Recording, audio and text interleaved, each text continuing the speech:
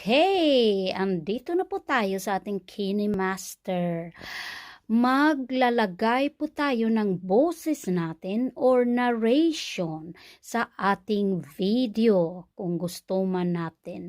So, itry natin kung may sound ba ang video na to. So, for example, yung video mo, nalagyan mo na ng background music at gusto mong maglagay ng boses mo or narration mo, for example, ito na lugar na gusto mong i-explain kung ano ito na lugar. So, ang gagawin nyo lang po, i-tap lang po natin or i-click natin yung record.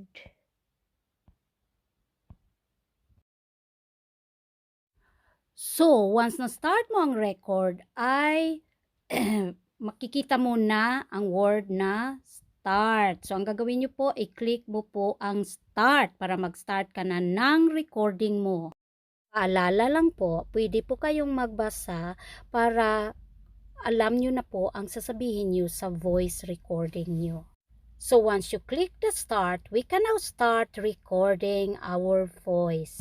Hello viewers, here we are. I will be showing you this beautiful water resort located in Dumaguete City, Negros Oriental. So as you see, it's a beautiful place where you have two kinds of pools, the one that is deep and the one that is shallow. Shallow for the kids and the deep ones for the adults.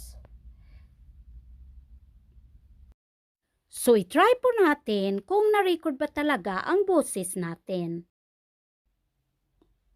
So, when you click stop, mag-stop na po ang recording mo. Okay? So, ang gagawin po natin, i-try po natin na pakinggan kung anong nangyari po, kung na-record ba natin ang ating boses. Hello viewers, here we are.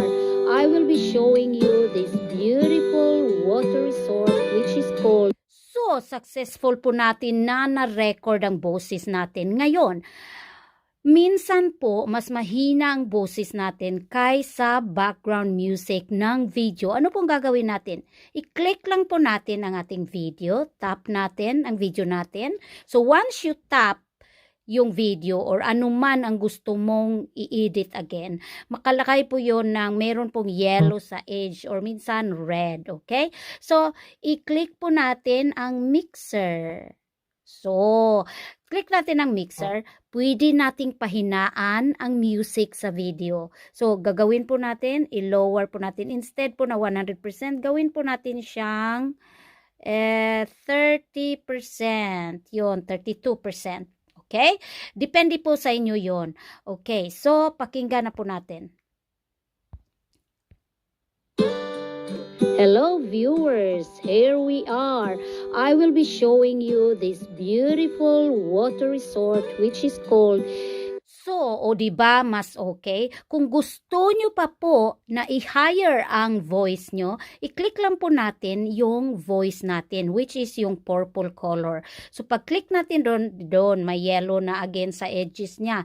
Click po natin again ang mixer. So, pag-click natin sa mixer, i-hire po natin ang voice natin para marinig talaga. Kasi yun ang gusto ng mga tao. Marinig ang boses mo at malaman nila ano ba talaga ang place na to. So, i-hire natin ng, for example, hire natin ng 200 or kaya 157 yon. So, pakinggan po natin.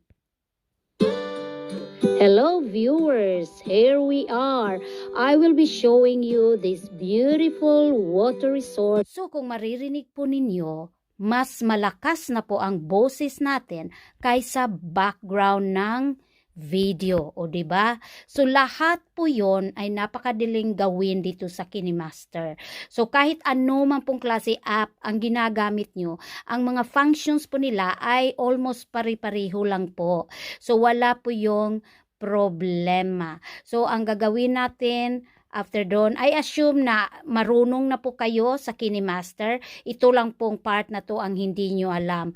Pero, gagawa po ako ng video na talagang KineMaster A to Z, na talagang ipapakita ko lahat-lahat, and it will be a long video. So, sinisegregate ko po ito para lang po kung anong part ang gusto ninyong makita, how to do it. Makikita po agad ng mga viewers ko. Kung feel po ninyo na nakakatulong ang video na to, feel free po pag-subscribe para po ma-notified kayo every time na mag-upload po kayo. So, i-share ko po lahat ng mga nalalaman ko at ang mga pinakasimpleng bagay na madali lang po nating i-follow.